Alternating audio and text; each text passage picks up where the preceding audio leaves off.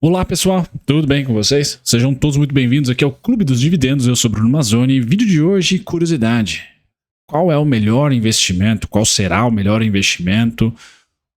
A melhor classe de ativo para se investir olhando para o ano de 2024? Onde está a maior assimetria? Qual é o maior risco-retorno? Qual é o melhor risco-retorno?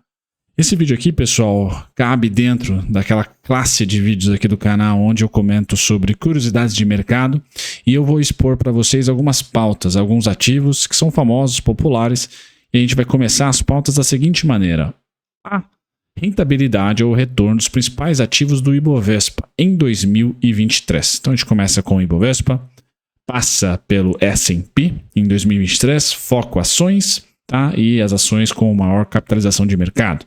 Depois a gente mergulha no macro brasileiro, tá? Comenta um pouquinho sobre o macro brasileiro com as três grandes forças da renda fixa, né? Pré-fixado, pós-fixado, CDI e IPCA também, inflação pós-fixado. E aí, passado do Brasil, nós mergulhamos para os Estados Unidos, DXY, força do dólar, força do ouro, tá?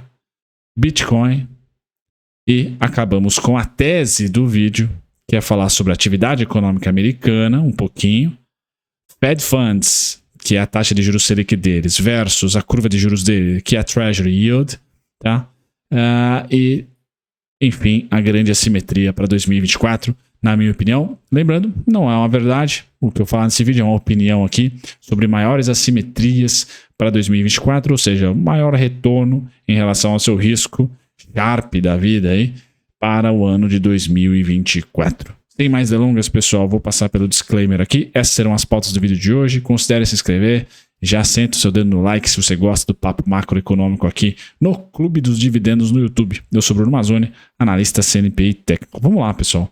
O que eu quero trazer nesse vídeo para vocês de forma rápida. Prometo que vai ser em menos de 10 minutos, porque a ideia principal do vídeo é fazer vocês raciocinarem aí em casa a sua tese para 2024, olhando para esses ativos que eu acabei de circular para vocês nas pautas do vídeo. Quais deles nós podemos ter, de maneira geral, tá? Generalista, até burra de certa maneira, porque não vou falar sobre stock picking, por exemplo. Vou falar da classe de ações, vou falar da classe do dólar, vou falar da classe de juros, de inflação, de CDI. E nós começamos com o Ibovespa. Tá? O Ibovespa está na telinha para vocês aqui, pessoal. Olhando para o Ibovespa, tá? Nós temos aqui mais verde do que vermelho no ano, principalmente com Petrobras subindo 74% no ano, a Petro 4, subindo 86%, Banco Itaú subindo quase 18%, Bradesco, por mais frágil que tenha sido pós-americana, subindo 4%, BBAS subindo 60% praticamente nesse ano, Vale, Gerdau, essa sim caindo, né? Vale caindo 15%, Gerdau também caindo 15%, tá? Uzi Minas lateral 0,74%, tá? CSN caindo 5%. Você pode olhar no stock picking e analisar, poxa, realmente, acho que nós temos aqui, dentro do stock picking em ações, algumas empresas e alguns grupos de empresas, setores de empresas onde a gente pode investir. Tem uma assimetria ali, beleza. Então, esse vídeo aqui, qual é a maior assimetria para 2024, pessoal? Caso você seja um stock picker, tá? Você pode ir para setores específicos da Bolsa de Valores brasileiras, ou empresas específicas da Bolsa de Valores brasileira, sempre, pessoal, ações sempre vai se ter, em algum momento, independente do ciclo econômico, uma ótima simetria para se investir, sempre. Mesmo o Ibovespa sendo concentrado, tendo poucas empresas, por exemplo, com liquidez, sempre vai ter oportunidade. Essa é a minha opinião. Tá? Agora, o índice em geral, tá? Eu já não vejo o Ibovespa. Quando a gente olha para o gráfico do Ibovespa, a gente chama aqui o gráfico mensal do Ibovespa, a gente tem a possibilidade iminente de uma super alta como 2016, sem dúvida nenhuma, mas ainda há muita incerteza para saber se de fato teremos essa superpernada igual a 2016, além do fato de haver riscos. Que risco é esse? Commodities caírem, recessão, risco Brasil, fiscal, ou seja, a gente pode enumerar aqui pelo menos 2 a 5 riscos da classe de ativos Ibovespa, renda variável, ações dentro do Ibovespa aqui no Brasil. Tá? Quando a gente mergulha para os Estados Unidos, a gente vê também bastante verdinho, principalmente nas empresas conectadas aí com tecnologia. Então, Microsoft subindo 45%, Google subindo 44%, Meta subindo 156%, Nvidia 200%. a Apple 35%, Amazon 60%, Tesla 85%, ou seja, você olha aqui para o S&P, as magníficas 7 aí, né, as maiores 7 do S&P, elas estão bem, obrigado, umas mais, outras menos, mas assim, nós não temos ali no S&P uma grande assimetria hoje em valuation, empresas negociando a valuations descontados, tá? Empresas negociando tecnicamente em grandes suportes, pode até ser no curtíssimo prazo, mas com certeza aí no valuation e na própria rentabilidade e retorno do ano vão indo muito bem, obrigado. A gente fala de uma Nvidia 200%, fala da piorzinha delas, que talvez seja a Apple, 35% de alta no ano em dólar. Tá? Então, talvez a simetria não esteja ali, mas com certeza, sempre tem um mas no mercado de ações, porque existem empresas pequenininhas, nesses vermelhinhos que vocês estão vendo aqui no mapa de calor year to date, de janeiro 23 para cá, que com certeza vale a pena vocês estudarem, investirem, e há uma simetria estrondosa. Em alguma delas em várias delas, melhor dizendo, nos Estados Unidos e no Brasil também, a gente pode colocar no plural, existe uma simetria violenta, mas aí é um trabalho de stock picking, aí você vai ter que recorrer ao seu analista preferido, a sua analista preferida, ou ao seu trabalho pessoal ali, individual, de analisar a empresa e achar esse valor. Stock picking, em minha opinião, pessoal, sempre tem assimetria gigantesca, certo? De muito mais ganho do que risco, tá? Sempre vai ter, assim como o risco sempre vai existir por ser renda variável. Então eu quero deixar esse disclaimer aqui. A bolsa S&P tá barata? Não. A bolsa Ibovespa tá barata? Em múltiplo, por ser commodity, pessoal, e o ciclo ser positivo, a gente até pode dizer que sim, tá barata. Tá? O Ibovespa é um pouco diferente do S&P. Talvez a classe de ativo Ibovespa, se nós tirarmos Petrobras, um pouco mais sofrida. Petrobras sobe muito bem. Então, entre um índice e outro, o Ibovespa está muito mais confortável em termos de valuation, tá? E também agora, recentemente, depois dos 3 meses de queda, em termos de desconto. Então, para 2024, dentro do mundo de ações, onde a gente pode apertar um botão gordo generalista, que está descontado e tem potencial de ganho, Ibovespa, o S&P, já tá, como vocês estão vendo aí, boa parte das suas blue chips estão indo muito bem, obrigado, mesmo com todo o ciclo monetário por lá, ainda de aperto, tá? E a tendência é que fique por mais um pouco apertado, tá? Então, para 2024, mundo de ações, pessoal, quem que está mais assimétrico para cima? É os Estados Unidos ou é Brasil, por exemplo? Brasil, tá? Mesmo no Ibovespa, ainda acho que stock picking você vai ter mais oportunidades do que indo para um BOVA. Por quê? Porque o BOVA pode pegar uma recessão, como foi ali 2013, 2014, no global, queda de commodities, você vai estar muito conectado a empresas cíclicas. E no S&P não há o desconto no IVVB, no IVV, por exemplo, não há desconto por valuation, não há uma grande assimetria ali em uma empresa grande, de grande porte. As assimetrias estão muito mais nas empresas locais, no stock picking, você tem que ser realmente mais diligente ali e fazer uma pesquisa mais, vamos dizer assim, incorporada, né, mais detalhada sobre o S&P. Certo, pessoal? Então, passado de ações, a conclusão que eu tenho, Ibovespa em valuation está barato, mas cuidado, é um valuation cíclico. Se o preço de commodities cair, esse valuation vai para as alturas porque o lucro cai e o preço nem tanto, por causa dos dividendos, e aí o valuation rapidamente sobe sem necessariamente ter representado ali uma oportunidade de se comprar na bacia das almas, tá? Ibovespa também exige hoje mais stock picking, sempre há assimetria em stock picking, como eu falei, independente da bolsa, tá? O fato é que tanto o S&P como o Ibovespa estão, vamos dizer assim, com o risco de recessão. Se você acredita em recessão, ambos aqui vão para o vinagre, não tem jeito. E aí você pode comentar, poxa, o melhor investimento, então, no Brasil, hoje, estaria investindo em Selic, que é a linha verde, tá? O pré-fixado.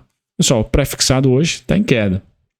Então, talvez você tenha que encaminhar um destino aí para pré-fixado. Eu sou um cara que diz que sim, está bem interessante, nossa inflação está 5%, ainda existe um juro real, como é o próximo gráfico, de algo em torno aí de 6,75%, 7%, 7% alguma coisinha, a depender do produto que você consiga e do vencimento que você aplique, o nosso juro real vai estar por volta aí dos seus 7%. Então ainda é um juro real muito legal. Mas olhando para o próprio juro real aqui, pós-plano real, nós vemos que ele está numa tendência ligeira de queda e uma banda superior aqui de rentabilidade. Então, muito provavelmente, você vai ter o juro real mês a mês sendo mitigado. Olhando para 2024, tá? Ou você loca esses 7% aqui, ou você simplesmente vai ter mês a mês, trimestre a trimestre, não sei qual que será ali os seus aportes, né? A cronologia dos seus aportes, tá? A frequência dos seus aportes, você vai ter esses aportes rendendo menos. Tá? Você pode já enxergar isso nos pré-fixados aí de LCI e LCA. E está na casa dos 7%. Tá? Eu acho que ninguém aqui quer uma rentabilidade no ano dentro de 7%. Né? Sempre vão buscar aí pelo menos 2 dígitos. É isso que a gente sempre busca. Olhando para a inflação brasileira, na expectativa de que esse juro real, por exemplo, ele diminua, você acha que a inflação brasileira vai voltar ali para os 3%? Tá? Se voltar para os 3%, pessoal, muito provavelmente o juros vai ser cortado de maneira mais rápida. Tá? Então não vejo a continha aqui do juro real, tá? Do pré-fixado interessante para 2024. Tá? Ela deve ser ali uma porcentagem pequena no seu portfólio, porque ainda é um juro real, ainda é previdenciário, né? Para uma carteira mais de longo prazo, ali, uma composição de portfólio de longo prazo. Mas para 2024, como é o tema desse vídeo aqui, eu não vejo o pré-fixado mais como principal. Tá? Não vejo ali o pré-fixado muito bacana. O pré-fixado foi muito legal em agosto, setembro, outubro do ano passado, quando nós paramos de subir. Ali o pré-fixado foi muito bacana para os vencimentos de agora, né? Os vencimentos também em agosto, em setembro e outubro desse ano. Tá? Agora, muito provavelmente, a assimetria, na minha opinião, não está no juro real, não está na inflação. Tá? E eu vou dizer para vocês que, também na minha opinião, não está na curva de juros. Também não acho que a curva de juros tem grande assimetria, que é o gráfico que eu mostrei para vocês anteriormente. Eu não vejo a curva de juros agora em candles, tá? Tendo vida fácil para continuar a tendência de alta que se deu de março de 2021, tá? Ou fevereiro de 2021 até 2023, até dezembro, janeiro, dezembro 22, janeiro 23. Então também não vejo a assimetria, né, para você ganhar 2 dígitos e de maneira, vamos dizer assim, fácil, aportando mês a mês ou fazendo um aporte em janeiro, por exemplo. Não vejo na curva de juros o seu melhor rendimento. Por quê, pessoal? Eu tenho para 2024 uma dificuldade muito grande da curva bater e passar os 12,56. Tá? Curva de juros eu tenho aqui de 2017 para cá, pegando ali 2016, etc. Então é muito importante toda essa abertura da curva. A curva que eu estou utilizando é 2027. Tá? Então eu não tenho ali para uma curva de curto prazo, tá? Passados dos 12,56. Tá? O que aparentemente em um momento que ela se aproxime, você pode estar no pós-fixado e tendo essa rentabilidade de 1% ou mais ao mês. Mas ela tende no curto prazo, inclusive, a bater aqui os seus 9,49, os seus 9,50. Então sim, para 2024, muito provavelmente o CDI vai voltar, tá, em alguns meses a rentabilizar muito mais do que o pré-fixado, cerca de 2% a mais. Tá? Já que o pré-fixado, eu falei para vocês, nós temos aí a inflação rondando ali os seus 5%, tá? Os seus 4,75%, os seus 5,25%, e a gente está com um juro hoje de 12,25%, já contratado, mais um corte, indo para 11,75% na próxima reunião, daqui 40 dias. Ou seja, a gente vai ter a rentabilidade caindo de 7%, vai cair para 6,5%, certo? E o CDI, eu estou dizendo para vocês que a curva aqui de curto prazo é 2024. Eu deveria até ter colocado 2024. O CDI, por ter oscilação a mercado, vão ter meses que podem ser interessantes, comprar abaixo dos 10 para surfar em um trimestre, como foi o recente, né? De julho a outubro, tá? Nós tivemos uma abertura do CDI, tá? Dos 10 até os 11,5 aqui, tá? Então você conseguiu rentabilizar legal, até melhor do que muito provavelmente um pré-fixado nesse período, tá? Então acho que o CDI em 2024 vai bater, tá?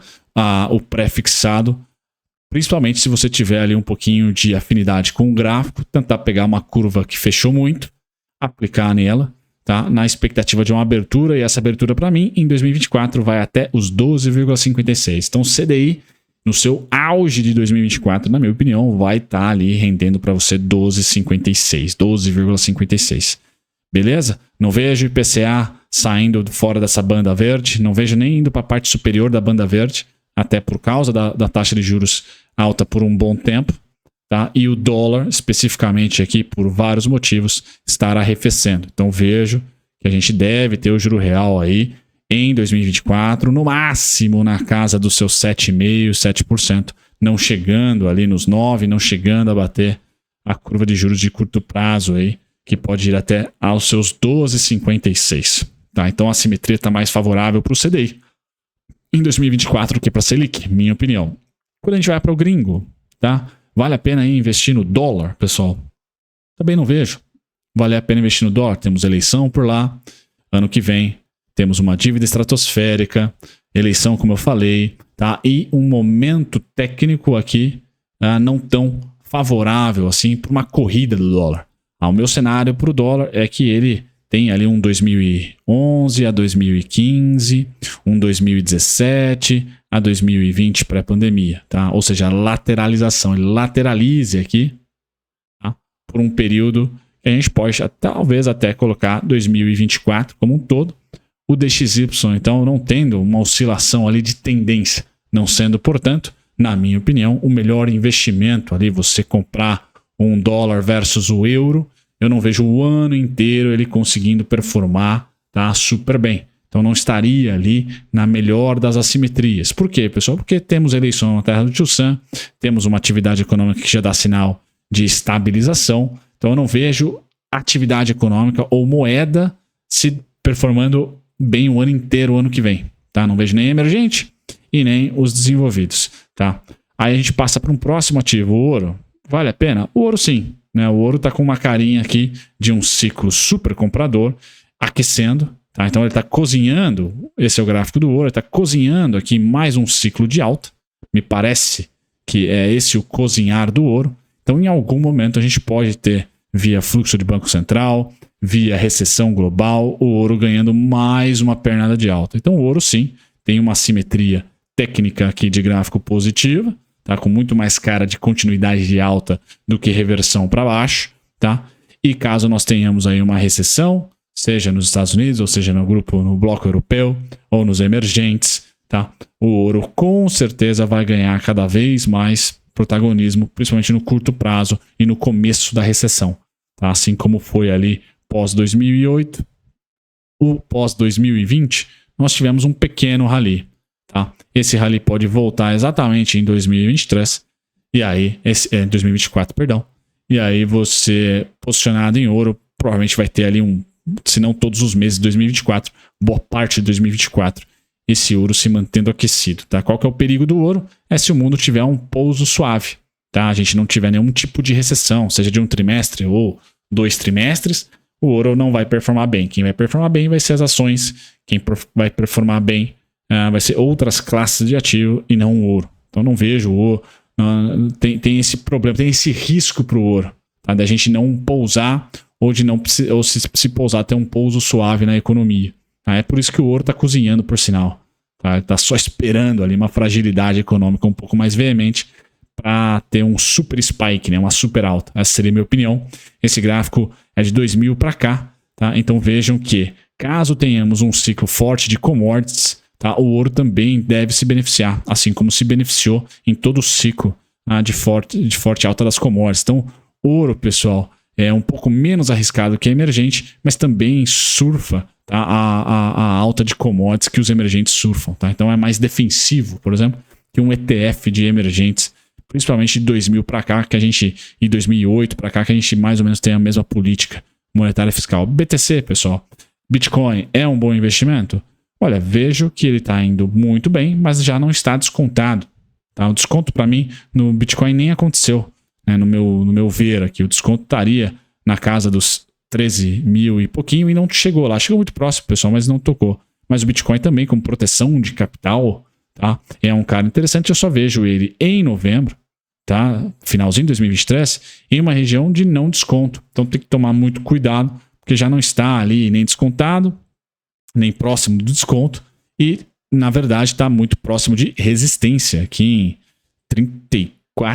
37.341, tá? 37.341 é a próxima grande resistência do Bitcoin. Então, muito legal, não sou conhecedor da tese, mas, por exemplo, entre ouro e Bitcoin, quem está mais bonito graficamente é o ouro, tá? Agora, as teses de ouro e Bitcoin são diferentes, inclusive, há quem acredite, com vários argumentos, tá? Que o Bitcoin vai substituir ali esse trade do ouro anti-recessão, vamos assim colocar, de fuga de risco. Pode ser uma fuga pela qualidade, o Bitcoin agora ser o principal destino e não o ouro. Bacana, se você acredita nessa tese, o ouro tá legal, sim, só vejo que tecnicamente o desconto tá distante, pessoal, ainda não chegamos no desconto, pelo menos não o desconto que eu gostaria de ver no BTC. Tá lá na casa dos 13.880, nós estamos negociando hoje a 34.720. Então, o Brunão não vai ver esse desconto acontecer. Muito provavelmente temos um segundo desconto aqui nessa regiãozinha, tá? Mas não é no BTC, por exemplo, que eu estaria ali aguardando qualquer tipo de grande ano direcional para 2024, tá? E aí, por fim, eu finalizo, pessoal, dizendo para vocês aonde que está a maior assimetria. Cheguei a comentar em alguns vídeos, tá? A assimetria está justamente na atividade econômica americana, chegando em um patamar aqui muito próximo, tá, do pré-pandemia, na criação de empregos, por exemplo, que é esse gráfico do payroll não agrícola, criação não agrícola de empregos formais nos Estados Unidos. A gente vê uma tendência de queda, atividade econômica americana, então, esfriando. Nós devemos ter, então, o Fed em algum momento, se em 2024 ou não, pouco interessa, pessoal, na Fed Funds aqui, na Selic deles, tá? O que mais interessa é o mercado, em algum momento, e aí é a curva de juros e não a Fed Funds, em algum momento, fechar a curva de juros. Fechando a curva de juros, pessoal, nos Estados Unidos, provavelmente em 2024, não vai ser porque a economia está bem. Não vai ser porque teremos ali um pouso muito suave. Deve ser, no mínimo, um pouso pseudo forçado. Eu quero dizer que, caso a curva de juros americana comece a fechar em 2024, pessoal, muito provavelmente vai ser por causa da iminência ali de uma atividade econômica fragilizada. Não necessariamente uma recessão, mas algo já apontando mais para um perigo em relação à política monetária, né? Um perigo em relação à atividade econômica do que com a inflação, tá? Para quem tem a tese de que a inflação não volta a subir, pessoal, nos Estados Unidos e no mundo, ela estabiliza um pouquinho acima do teto, da meta, mas rumando ali para a meta, e essa estabilização vai vir junto com uma desaceleração econômica um pouquinho mais forte do que vivemos em 2023, que ainda tivemos os Estados Unidos crescendo fortemente, tá? Pois bem, esse conjunto de informações, atividade econômica fragilizando, né? Ainda em evolução a sua fragilização, e a inflação, vamos assim dizer, não na meta, mas muito próximo, não sendo um bicho-papão gigantesco, nós devemos ter o Fed mantendo, tá, a taxa de juros, porém a curva de juros fechando abruptamente em algum momento de 2024, nessa ânsia de sinalizar para o Fed, corta, cara, corta que a economia está sentindo.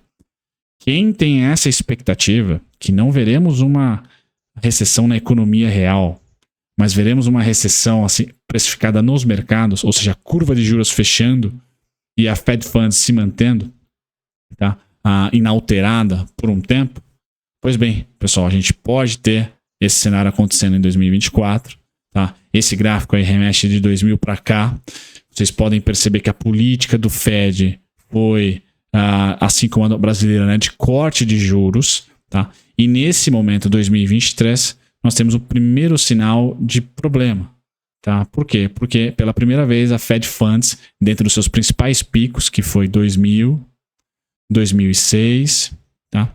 2019 e agora 2023, já estamos em manutenção da Fed Funds, pela primeira vez o pico atual ultrapassou o pico anterior.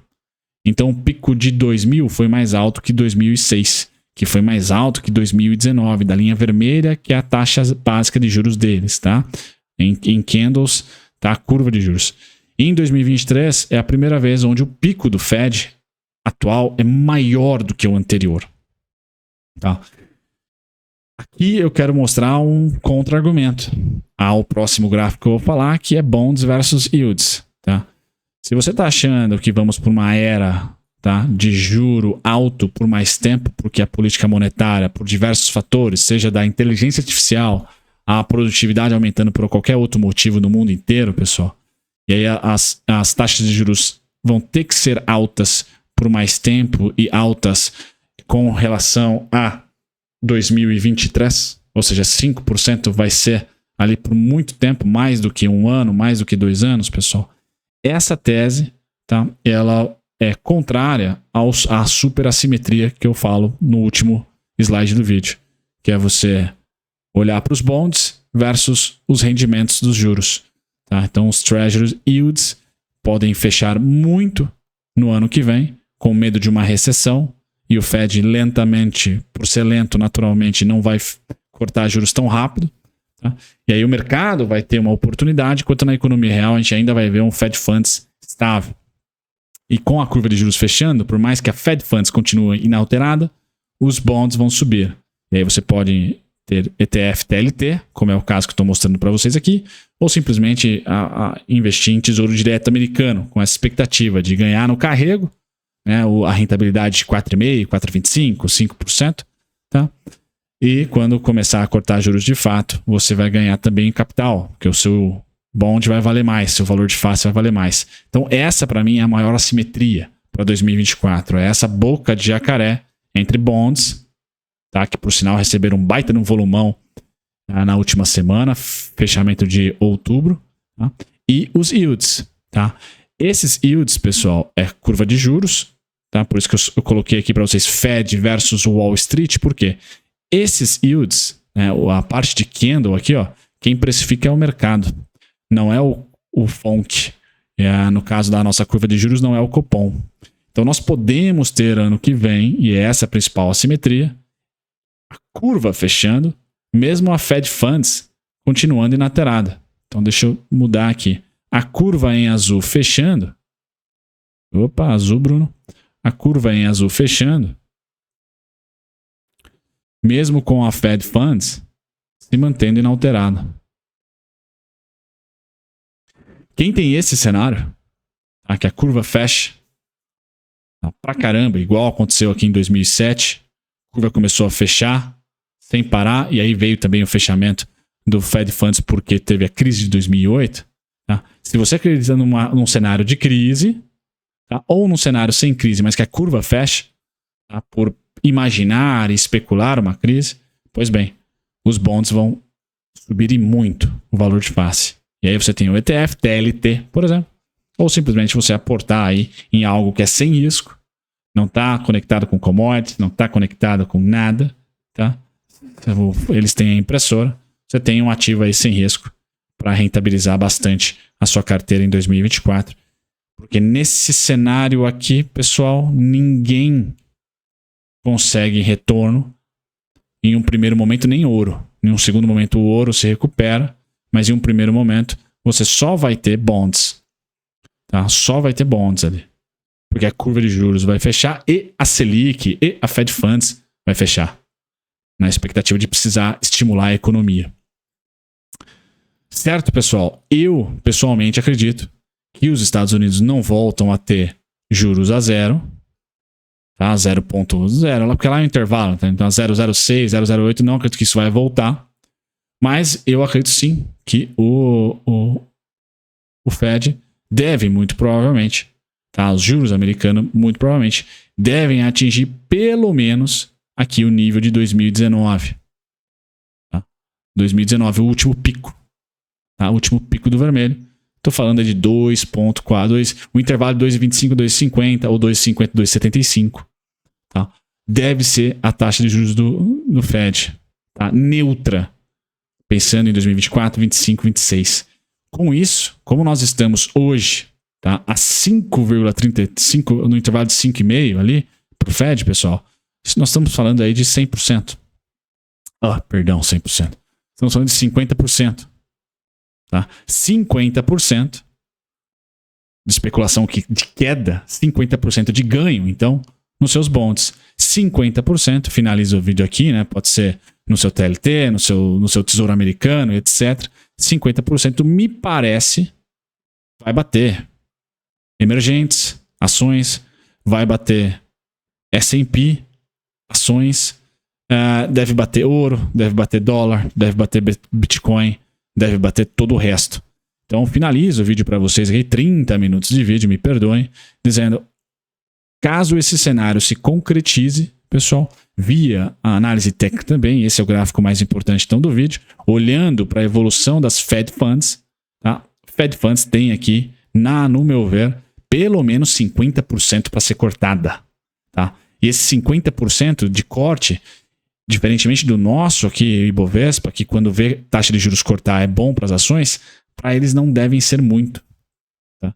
Não deve ser muito interessante para as ações, porque muito provavelmente vai sinalizar aí uma força econômica mais fraca, e hoje o S&P, principalmente as ações com maior peso, estão precificadas à perfeição. Diferente do Ibovespa, que tem empresas, a Petrobras negociando 2 vezes EV/EBIT, por exemplo. Lá não, a gente tem uma Nvidia negociando 100 vezes lucro, sei lá, 60 vezes lucro, falei muito até, né? 45 vezes lucro, 50 vezes lucro. Então assim, durante essa primeira queda da taxa de juros, eu acho que não é bolsa que vai respirar. Ela já está indo bem, mesmo com a alta dos yields. É bonds. Ali está a principal assimetria. E aí um gráfico que eu utilizei como cobaia, né? O TLT versus os Treasury Yields de 10 anos. Então essa boca de jacaré entre o verde e o gráfico do TLT em candles, ela pode ser rapidamente fechada, caso nós tenhamos aí, tá, qualquer desaceleração mais forte da economia americana. Mesmo com o Fed mantendo taxa de juros inalterada, a gente deve ter a curva de juros fechando. Tá? E a curva de juros está um pouquinho abaixo hoje, está em 4,57, então é um pouquinho menos do que 50%, porém ao longo de 2023 e até 2024, ela pode voltar a abrir, acreditando num pouso vamos dizer assim, acreditando em inflação por mais tempo e etc. Tá? Ou no comunicado do Fed. Então a assimetria está aqui, pessoal, na minha opinião, e esse gráfico ajuda a explicar um pouquinho. Beleza? Um grande abraço, até o próximo vídeo. Tchau, tchau.